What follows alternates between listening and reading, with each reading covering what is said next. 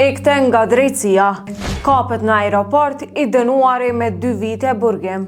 Autoritetet vazhdojnë të hasin në raste të personave të dënuar që përpiqen të shmangen drejtësisë duke mos u paraqitur për vuajtje të dënimit apo duke të qëndruar në kërkim për periudha të caktuara.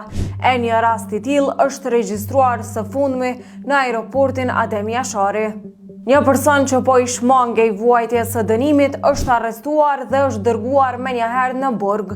Ngjarja ka ndodhur me 21 prill në ambientet e aeroportit ndërkombëtar të Prishtinës gjatë kontrolleve dhe verifikimeve rutinë. Aty i dyshuari është identifikuar si person në listën e kërkimit sipas një urdhërese aktive të gjykatës.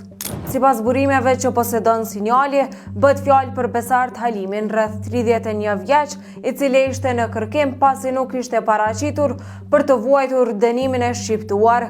Pas arrestimit, ai është shoqëruar nga policia dhe është dërguar në burgim.